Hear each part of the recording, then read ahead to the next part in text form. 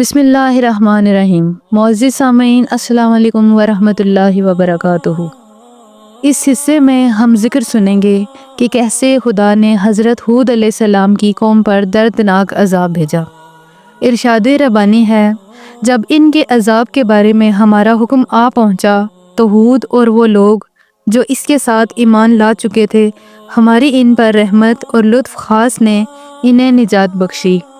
واضح ہے کہ بے ایمان، سرکش اور ظالم افراد کے لیے عذاب و سزا معین کرنے سے پہلے صاحب ایمان قوم کی نجات کا ذکر کیا گیا ہے، تاکہ یہ خیال پیدا نہ ہو، جیسا کہ مشہور ضرب المثل ہے، کہ عذاب الہی کے موقع پر خشک و تر سب جل جاتے ہیں، کیونکہ وہ حکیم اور عادل ہے۔ یہ ممکن نہیں کہ وہ ایک بھی صاحب ایمان شخص کو بے ایمان اور گنہگار لوگوں کے درمیان عذاب کرے، بلکہ رحمت الہی ایسے افراد کو عذاب و سزا سے پہلے ہی امن و امان کی جگہ پر منتقل کر دیتی ہے۔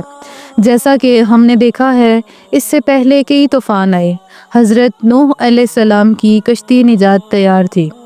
اس سے پہلے کہ حضرت لوط علیہ السلام کے شہر تباہ و برباد ہو جائیں، حضرت لوط علیہ السلام اور آپ کے انصار راتوں رات حکم الہی سے وہاں سے نکل گئے۔ قوم عاد کے لوگ سخت اور بلند قامت تھے۔ ان کے قد کو کھجور کے درختوں سے تشبیہ دی گئی ہے۔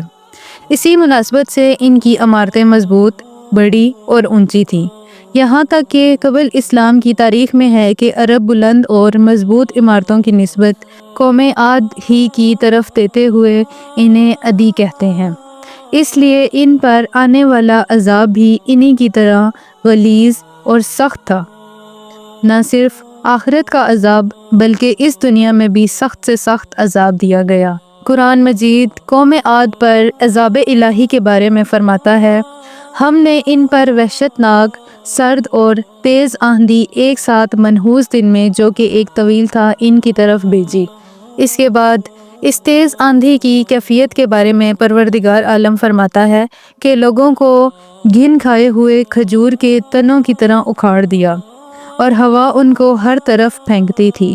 قوم عاد کے لوگ قویل بحثہ تھے۔ انہوں نے تیز آندھی سے بچنے کے لیے زمین میں گڑھے کھود رکھے تھے اور زیر زمین پناہ گاہیں بنا رکھی تھی، لیکن اس روز آنے والی آندھی اتنی زوردار اور طاقتور تھی کہ ان کو ان کی پناہ گاہوں سے باہر نکالتی تھی۔ وہ ان کو اس زور سے زمین پر پٹکتی تھی کہ ان کے سر تن سے جدا ہو جاتے تھے۔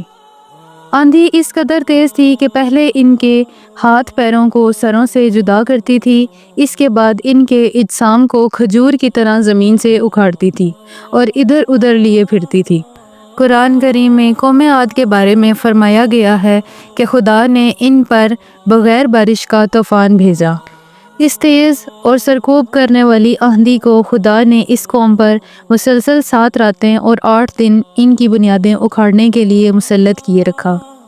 7 راتوں اور 8 دنوں میں ایک عظیم قوم کی وسیع اور بارونق زندگی کو بالکل تباہ و برباد کر دیا گیا۔